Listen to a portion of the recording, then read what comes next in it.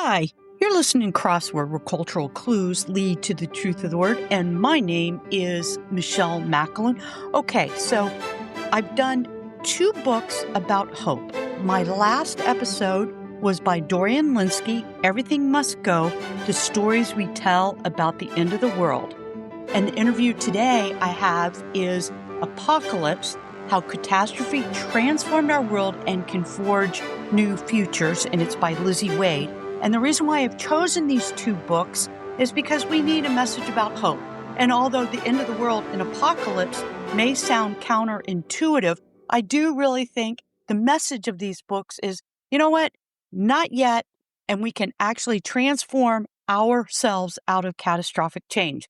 So I know there's a lot of dark news in the world these days, and I hopefully with these books and listening to these interviews that you can see that, you know what? I think Pope John Paul II's words of advice, be not afraid, coming from Jesus Christ our Lord, I think that is words that we can use both in a religious context and a secular context. If you'd like to know more about me, go to my website at bookclues.com. And happy reading, happy listening, keep talking to each other. God bless. Welcome. We have a very interesting book. I know I always say very interesting book, but I tell you, all my books are like, who's my favorite child? But this is a very good book. It is called Apocalypse, How Catastrophe Transformed Our World and Can Forge New Futures. And it's written by Lizzie Wade.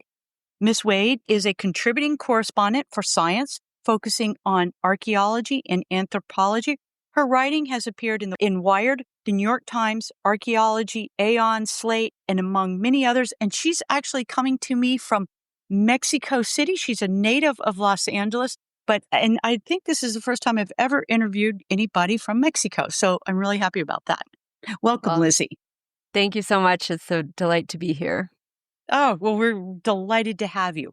Okay, so this book is actually, it has a lot of different strands. But one of the things that I found really fascinating about this book was archaeology and how archaeology is used. And actually, archaeology is kind of the backbone of the book. What is archaeology? Can you explain that?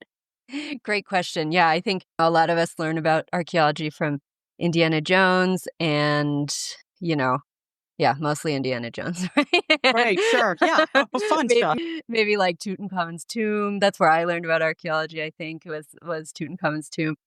And so basically archaeology is a study of past societies through particularly the material culture they left behind, which simply means the stuff, So everything people owned and used and made. Often, like, architecture can fit into that definition too. We really think of artifacts. Yeah, it's a study of cultures, mostly past cultures, although you can apply it in interesting ways to cultures that are within the last few decades even, or current cultures today. Like, there's some really interesting work that applies kind of archaeological analysis to the International Space Station, for example, kind of seeing how space is organized and how the things in our lives present our lives and also influence our lives in turn. It really made me think, having reported on archaeology for so long, really makes me think about all this stuff I own differently and what you could learn from it if you were looking at it 500 years in the future. Oh, absolutely. And you brought up a point where archaeologists have looked at COVID now. Yes. And what was the material left behind COVID? And it's funny because I've thought about that because you still see the signs, keep your distance, right? Wash your hands, all of those. Keep washing your hands, folks. But all of these signs that are now kind of quaint at this period. And that really is, I mean, that's a trace of who we were and who we are and what we went through. Thought a lot about especially when rapid tests started to come out and become available, like 2021, for me anyway. I just thought so much about like the layer of those little plastic rectangles that archaeologists are going to find. It's like almost going to be as diagnostic as a volcanic eruption. Those things appear and you're like, oh, it's 2021. Oh, that's interesting. Yeah. You still see a lot of masks, like as detritus around it's crazy. It really is. And because so much is made of plastic, it's going to last for a long time. So future archaeologists are definitely going to find it. A millennium, right? Okay, so let's get to the word that I find very interesting too, is apocalypse. Because you write, embracing doesn't mean resigning ourselves to the worst case scenario or giving up the idea of progress. Destruction can be a gateway to that progress. So, what is an apocalypse? Great question. I think it's had so many definitions over millennia. It has so many different definitions for us today. But when I was sort of developing the idea of the book, I wanted a word that went beyond disaster or even catastrophe, which is in the subtitle. An idea that of intertwining or ongoing problems, crises. That was a word that came up for me a lot, especially going into COVID, which is when I started writing the book really in earnest. And I also love this sense of the word that comes from the ancient Greek that means kind of revelation or unveiling, and sort of this moment where you can see truths that were previously hidden to you, often because of what the disaster has revealed. And so for me, I define apocalypse, combine all those definitions, and I define it as like a rapid collective loss that transforms a society's way of life and sense of identity. And I think it has to be relatively quick, at least within changes are happening within collective memory. So like grandparents to grandchildren, it has to be collective. It can't just be like, even the eruption of Pompeii at Pompeii, for example, destroyed Pompeii, obviously, and led to the people there either dying or having to move and restart their lives. And it was clearly a huge catastrophe and would have had ripple effects, but it didn't take down the Roman Empire. My version of apocalypse are events that did take down societies like the Roman Empire, or had that level of ripple effects and big changes. And so the key word for me really is transformation. Instead of thinking about apocalypses as the ending of something, I really try to think of them as these moments where really big changes are possible and often necessary. Let me ask you a question. Could artificial intelligence, as its onset, could that be apocalyptic? So can technological change in itself be apocalyptic? Does apocalypse have to be catastrophic? Let's put it that way. I think no. I think it doesn't have to be catastrophic. Or a lot of things in my book, we interpret them as catastrophic, looking back on them in the archaeological record, because we can see these big changes and losses and political realignments, for example, and we interpret that as, something was lost or ended. But I think examining different kinds of archaeological evidence, especially from more regular people, often reveals that these events weren't necessarily catastrophes, or they weren't catastrophes for everyone. I thought about artificial intelligence. I think we're too early in the process for me to feel comfortable making any predictions, especially since I spend so much time thinking about the past. And I also think a lot of these apocalypses I say they have to be fast, but I also think it's a little hard to tell when you're living through one, especially at the beginning. And because these changes, you're not sure if they're going to last, you're not sure. Feeling of dislocation and uncertainty, I think, is really a hallmark of the beginning of apocalypses, but it also kind of can obscure our own sense that we actually know what's going on. And I think it's totally possible that artificial intelligence will fall into that category, but I think it's too soon for me to feel comfortable saying if it is or not. Well, you start at the very beginning, and you start with Homo sapiens versus Neanderthals. And that's actually fascinating, because you have to break through a lot of myths that Neanderthals were not these brutish people. Explain a little bit to this. This is really fascinating. I never really kind of thought of it that way. Thank you. Yeah, Neanderthals it's sort of the apocalypse that started it all in terms of our species, and also how archaeologists, and in this case, sort of paleoanthropologists, have thought about apocalypses in the past. When Neanderthals started being, their bones started being discovered and identified as such in the mid 1800s, a lot of the anthropology at the time was really interested in categorizing humanity into different groups. For a lot of them, these were the racial groups that we still understand today, have huge societal effects. And this is when those ideas were really emerging. And not only were these scientists trying to categorize people, they were trying to place them in a hierarchy. And Neanderthals, they found this other category of human with a different shaped skull than Homo sapiens. This is where a lot of the race science energy was going, like looking at different shapes of skulls. So they said, oh, look, this has a different shape of skull. It must have been inferior to who we are now. That sort of message got reinforced. There was like a pretty famous Neanderthal skeleton discovered in the early 20th century that was kind of hunched over and like twisted and wouldn't have been able to walk that well. And that was very influential in our in the public and scientific understanding of who Neanderthals were. But it turns out that that particular skeleton was quite an old man with arthritis. And that actually speaks to a level of care and longevity in Neanderthals that, like, if they really were these kind of brutish creatures without a lot of empathy or ability to plan ahead or ability to work together in groups, talk to each other, probably an old man with a disability would not have survived as long as he did, right? Like, so people were taking care of him. In recent years, like in the last 15 years or so, we found through the study of ancient DNA that Neanderthal DNA is actually in most people in the world today. We all carry about 2% of Neanderthal ancestry, which is not significant enough to say that Neanderthals still exist as they once did. But to me, it really spoke to the possibility that, we were meeting each other, we were forming communities together, we were at least having babies together, and those babies had their own babies, on and on till us today.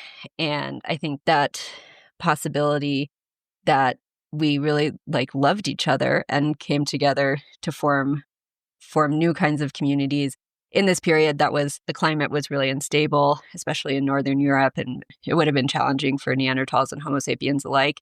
And the way that we survived was really to come together rather than to see each other as enemies or inferiors and superiors or victors and victims. Just thought we've been trapped with this really dark and possibly incorrect version of this story. What would it look like if we tried to see this story based on the scientific evidence as something that allowed all of us to be our best selves, like Homo sapiens and Neanderthals? And what would it look like if we looked at all the apocalypses in my book through that lens? Well, yeah, because it's interesting because you said that, they probably formed social connections over long distances and they had communities, and this is what allowed them to probably survive and to intermingle and to mix. I have to apologize to everyone who told me about their me and 23 and their genetic testing that they were part Neanderthal. I had some dark doubts when you told me that, but it's okay now. So We all are. It's part of who we are. But you also had another a Denisovan. So what surprised me, there wasn't just Neanderthals and Homo sapiens. There were a bunch of different kind of humanoid type beings at this time. Yeah, and the Denisovans are they're named after Denisova Cave, which is in Siberia. And, we found very few bones of them. They were identified just from their genome in a tiny little piece of a finger bone. I think it's the size of 2 grains of rice put together. This was at a time when the researchers were trying to find Neanderthal genome, so they tested it and, it didn't fit either Homo sapiens or Neanderthal. And so there was this new human group that hadn't been discovered. And people are out there looking. We haven't quite figured out what they look like. It's possible some bones have been discovered already, but they haven't been conclusively identified as such. The interesting things about the Denisovans is that they really appeared to be very widespread throughout mostly Asia and, kind of Eastern Eurasia. And they appear to be really thriving, at least in terms of what we can see from the genetics, kind of population sizes and mixing with human groups, like Homo sapiens groups in different areas. They also are not here anymore. It's one of the big mysteries of paleoanthropology is what happened, who the Denisovans were and what happened to them. And I think my hope is that we can take what we've learned from our really unfounded prejudices against the Neanderthals and start to ask different questions about the Denisovans, and not starting from the idea that they were somehow destined to go extinct or that Homo sapiens were always going to outcompete them, for example. It just seems like the story could be a lot more complicated than that. And we should learn from the mistakes we made about Neanderthals to look at this new big mystery differently. Your book, that's really kind of your narrative, is you kind of look at ancient peoples and show that they were not unsophisticated, that they responded to their environment, that they made decisions that was the best for themselves, for their children, for their communities. And you really do a nice job of that, of people having to combat things that were out of their control and trying to put them in their control to try to control their surroundings so that they could flourish. I could probably talk to you about for hours because you've got so many interesting things in this book that I hadn't really never read about. I never read about Doggerland, which is up in the North Sea, and where you said through oil and gas drilling, salvation archaeology or constructive archaeology, they were able to actually map out a whole country, a whole sort of civilization in a country. I don't know if it's a civilization, but a country of people. Yeah, so Doggerland was what existed in when the sea levels were a lot lower during the last ice age and towards the end of it. The glaciers started melting, the sea level started rising. Before the glaciers fully melted, there was a lot more land exposed, and part of that land was in the North Sea, kind of the southern part connecting kind of eastern England, like over to Denmark and pieces of Germany, the Netherlands. Yeah, it's fascinating. During that time, in that part of the world anyway, most people were hunter-gatherers. It's hard to find evidence of their lives. They moved around a lot. A wooden house that you live in for a season is much more ephemeral than like a huge monumental stone pyramid, for example. So it's like hard to find them. But it appears that potentially one of the reasons that it's been hard to find them was because people were not really living in the places that we live today. Like they were living in Doggerland, which is now under the North Sea. And that's because the very process of sea level rise would have created this amazing environment of wetlands and lakes and rivers and coasts. And it was very dynamic, which obviously led to it disappearing eventually. The sea level did rise enough that it disappeared. In the 2,000 years or so that it existed, it was just an amazing place to live, I think. And people could really adapt even to the changing environments and sort of how they remembered old places and how they related to the rising sea itself. There are only beginning to be hints of these cultural adaptations because it is so hard to do the archaeology. It is hard to find these traces and hard to understand the culture of Doggerland because it is underwater. So the archaeology is really challenging. So you have to, Right. You either have to do coring, which you have to be very sure where you're going to go and what might be an interesting place to try to get sediment up from the seafloor. Or you can also rely on, especially in the Netherlands, there's been a lot of, in response to sea level rise today, they've been dredging up sediment from under the sea and like using it to sort of extend beaches and dry land. And so in that sediment, you can find things, although it's all mixed up. But yeah, it's a fascinating place. And I think it's really, it could hold a lot of clues to how people in the past reacted to an apocalypse that's really similar, in fact, exactly the same as one of the ones we're facing today. That's interesting because we have climate change today. And I mean, this is in the face of what people had to do when the climate changed, when what they understood was their reality, and that reality started to change and how people made those changes. But as you say, not all the changes were bad. And you lay out a beautiful story with Egypt, with the Middle Kingdom of Egypt. I think it was the Middle Kingdom, The old kingdom, actually. The old kingdom. Yeah. How actually it wasn't for the worse. It was actually maybe for the better of people's lives that the old god king fell and communities were able to come up. And this was all in response to environmental change, which I think is really interesting. Yeah, so there was a very devastating drought. Ancient Egypt depended on these Nile floods every year, and it made the river valley along the Nile like extremely fertile. You could produce these huge surpluses of wheat and barley, which, made like basically a state formation that could tax those surpluses and sort of concentrate resources and redistribute it in various ways. And, the kind of balance and unification was the driving ideological force behind the Old Kingdom, as far as we can tell from the documents and also from the monuments they built. I think a quarter of the Old Kingdom's economy was supported at any given time by building monuments like the pyramids. I mean, they were huge state projects that depended on amazing coordination of people and resources. But kind of the reason behind that and the price of that was this really strict social and economic hierarchy. And so when the flood started to fail around 4,200 years ago, that hierarchy started to break down. And we have documents from people who were once kind of at the top of that hierarchy being like, oh my God, we've never seen anything like this. It's horrible, disaster. The world is upside down. People are walking into the Nile and committing suicide by crocodile. I mean, it's so vivid. These texts are amazing. But, when you actually look at the archaeology of villages where regular people lived, their lives don't really seem to change that much over that century or so. And when you look at kind of examples of what I think we would term today as the middle class, although, obviously those words aren't totally translatable to a society 4,000 years ago, but artisans and people who weren't just doing subsistence farming necessarily, their creativity seems to really have exploded it's called the first intermediate period after the Old Kingdom. So it's when the Old Kingdom broke down.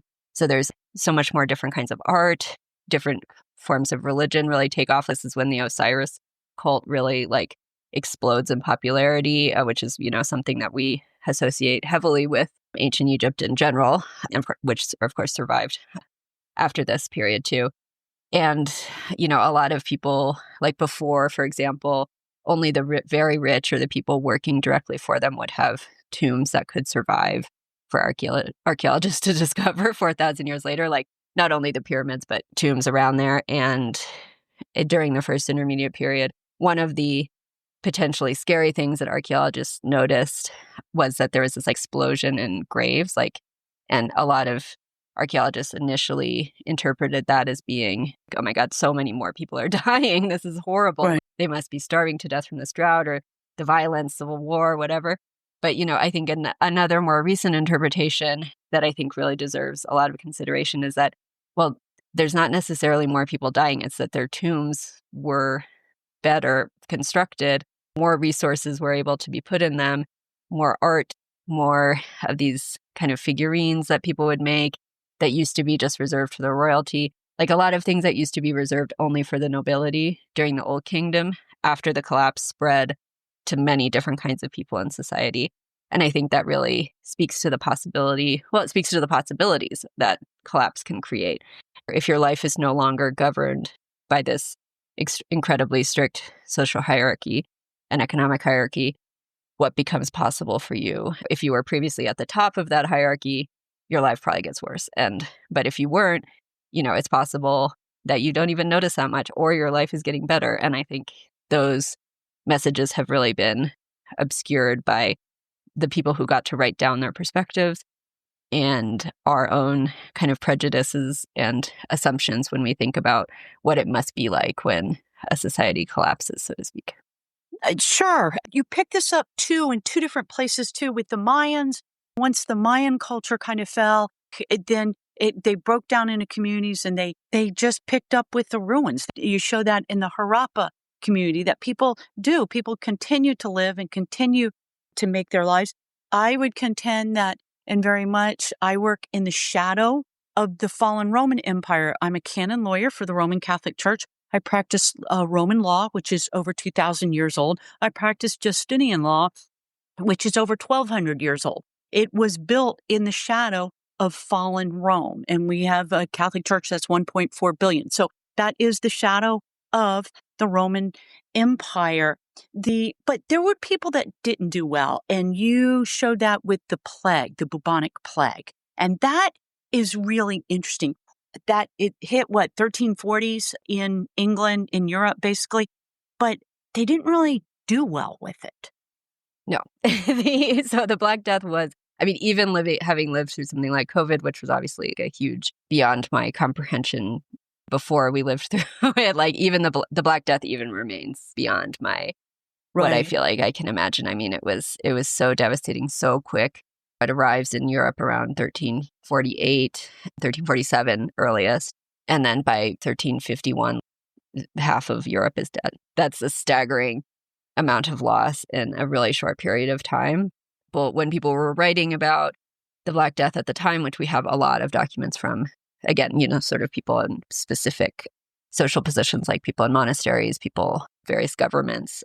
But we have a lot of accounts, and people were saying like, oh my God, it's worse than Noah's flood. At least that left that family alive. It's just unbelievably catastrophic. And the people at the time sort of experienced it as, that it didn't discriminate. It hit everyone equally. Everyone was at equal risk. But when we look at it through the bones of the people who died and, modern statistics, all these different kinds of scientific analysis that archaeologists can do, they can see that the people who were already at risk through challenges early in their life, like malnutrition, different kinds of physiological stresses, which at the time and even now today are mostly associated with poverty and inequality, like the society that the Black Death hit, especially in England.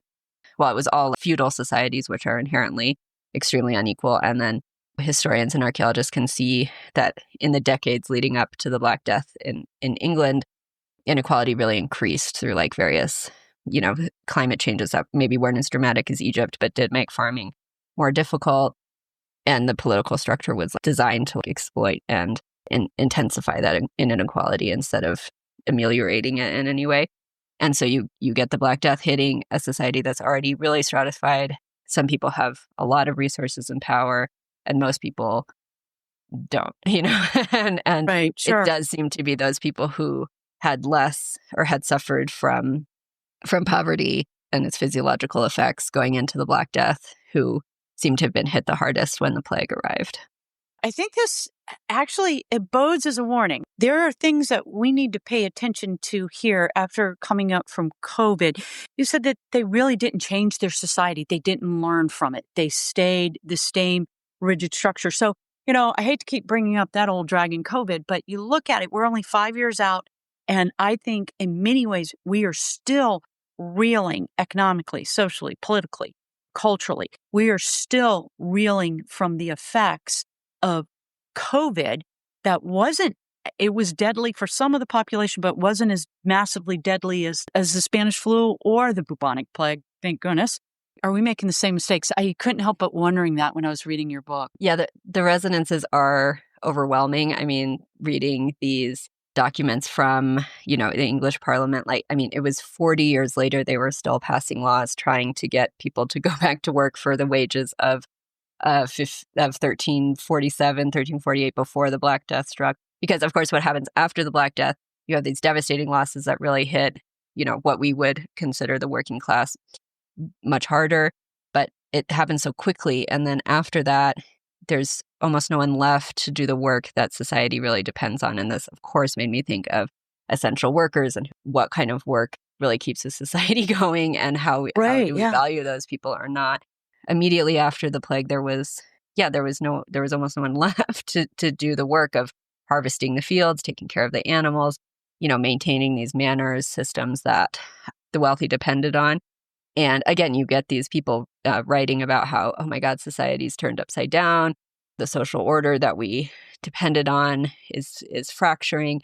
But, through those cracks in those documents, considering who is writing them, and also by looking at the bioarchaeology, the skeletons of the people who died after the Black Death, people did appear to be healthier in the generations after. Like regular people lived longer.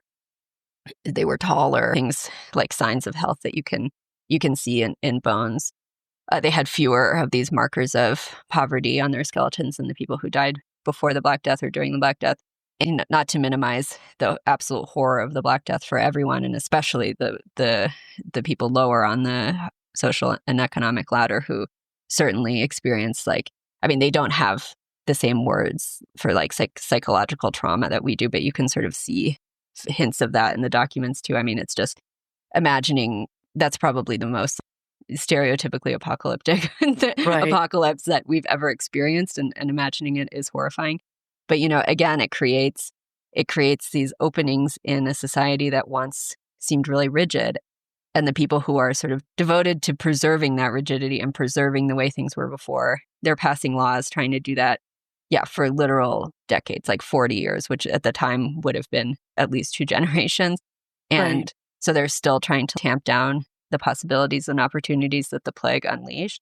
And I think reading that and thinking about how much our world has changed in the last 5 years, I just don't think we're anywhere close to the end of COVID's story and understanding what has done to us and what the long-term effects are going to be.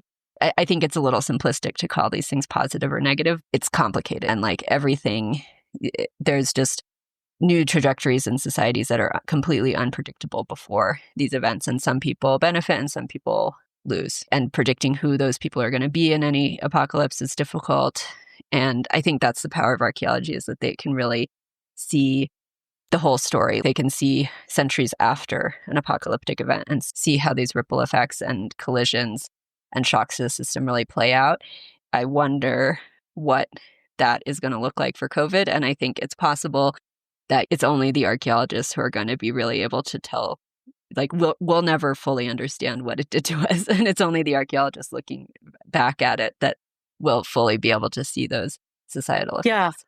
I agree with you. I'm waiting for someone to come out. I mean, there's a couple books now out about basically who shot John, what we did right or what we did wrong. But I'm really interested in seeing if someone writing about actually the social effects that is had on education. And I mean, every facet of our lives, it really has. And I think we're still living through it. Now, one of the things that I realized in reading your book is that you have to read history with a wizened eye. You have to understand whose narrative you are reading. I understand that. I'm a history buff and I'm always trying to look at that angle. But the one civilization that I have not read about is the Aztecs. And that is your home where you are right now. And you really kind of lay out how they really did face, the apocalypse between enemies, between their environment, between Cortez. And it's hard for, I think, a lot of people I don't want to say in North America because we share the same, but it's a lot of people, it's difficult for us to understand exactly what happened with the Aztecs and to be able to understand how they did survive and how they did eventually regenerate into where you live today, beautiful Mexico City, right? Yeah, exactly. Like there are documents that the Aztec people left, created after the conquest. There are fewer that survived from before the conquest, but there are some. But what we've really absorbed into like what happened during this very early colonial period, and in Mexico it's called the conquest. Think of it as this kind of period where, this moment of contact where exactly was going to happen was still up for grabs because Europeans wrote from the very beginning. I mean, Cortez was writing the kind of narratives we would absorb about the superiority of European civilization, that the Aztecs sort of deserved what happened to them because they were barbarians and, non-Christians or whatever. Those narratives that the Europeans wrote that we can still read more easily because they're I speak Spanish. It's hard to read those documents in Spanish. Like it's, those, but you can still do it. Those are the countries that we still identify with, the languages we can still read, and the messages that really got not just created, but entrenched over and over again by every sort of colonial decision and moment of, racism and oppression. They've really limited our imaginations, I think. And it was just about who was writing them. And if you can see this apocalypse from another perspective, which is possible through more recent sort of reinterpretations of the indigenous documents that were left behind and the archaeology, like you can really start to see it from. For me, the most important point of any apocalypse is that going into it, what happens is not inevitable. There's always people who have agency, always people who are deciding, and sometimes that's really hard to see, like in Doggerland, like we can't see the span of one single human life, but like we know that people were reacting on that span to sea level rise. And I think in a case like the conquest of Mexico and colonialism more generally, we've sort of absorbed this story that it was inevitable that these European powers would conquer this territory and that the introduced diseases would devastate indigenous communities. And of course they did. And that's a huge piece of the story. But I think we've overestimated just how inevitable all of that was and how during apocalypses, everything is changing so quickly, and it's really important to not just have one perspective that you interpret that through, and really try to see all the perspectives to the extent that you can of, royal nobility and commoners, Spanish and Aztecs, all these different kinds of people experience these apocalypses. And I don't think the right word is contribute to them, but they're all, as you said earlier, like everyone is making decisions throughout these events, and like everyone is kind of doing the best they can in how they're surviving and reacting to these catastrophic moments and crises. And they don't know what's going to happen next, and I think it's really important, especially in the case of colonialism, to try to return to that moment where nobody knew what was going to happen and really see the possibilities inherent in that change and that crisis and that catastrophic moment, and also how the narratives that we've been left with have really created quite a post-apocalyptic world for all of us who live in it. Right. Lizzie, what you said is so true. And I keep returning back to this. History is not inevitable. Our futures are not inevitable. We are creative beings. I'd sign me up. I believe we were born out of creation. We were born to be creative beings, and we can find the solutions if we want to find the solutions. It takes sacrifice. It takes knowledge. It takes will, it takes intent, but we as human beings can find the solution. And one thing that I really look at now is climate change.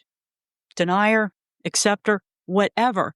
But you know what? We have been able to make some great innovations in to help our environment. We really have. We have the technology if we have the will to do this, because we are so creative, and we are probably better fixed than ever before to handle a climate change, because we have the technology to do this, a technology that is continually evolving. The information is continually evolving. So if we want to do it, we can do it. It's not catastrophic. It doesn't have to be catastrophic for us as human beings. So our choices are what make us. There's our free choice, our free will is what makes us. I mean, and I keep returning to that well. So yeah, completely. And I think, we do have so much great technology. And I think what is one of the things that I think is, researching this book has made me think that one of the things that's holding us back is a fear of change. I do not think humans are going to go extinct from climate change, no matter how bad it gets. I used to think that. I used to think that might not be such a bad thing, and now I really think we're going to be able to survive. We're always going to be able to adapt, but our societies might not look the same as they do now. Our borders might not look the same. Our governments might not look the same. And sort of clinging to, again, it's not that these things are better or worse than others, but kind of clinging to a type of societal organization that patently isn't working and has led to climate change and has all these ripple effects from COVID, and insisting that that's the only way to be human, that's the only way to survive, that our particular hierarchies and social organization is more important than the survival of our species and our communities, that is what's really going to mess us up. I think we have to be really open to the possibility of quite radical change, and that will involve losses as well as benefits. And I think really, really embracing the possibilities of that creativity is what we need to do next. Absolutely. Are we willing to trade power for survival? That is a continual question, and it has marked history. So, Lizzie Wade, to the listeners, I think this is a great book. It's a great discussion. It would be a great book club read, especially one that had maybe both men and women in it. It brings up so many great nuggets that I have never paid attention. The Harappa civilization, the Indus civilization, one of the most mysterious civilizations in the world. It's a great conversation books, and I cannot encourage people enough. You can find Lizzie Wade on her website at LizzieWade.com. LizzieWade.com. LizzieWade.com. And this is actually a Harper imprint, right? HarperCollins imprint. So Harper Books. So, Lizzie, I hope you keep writing. And Thank you I so hope, much. yeah, I hope we get another interview with you at some time. This was wonderful. Thank you so much, Michelle. Thank you, Lizzie.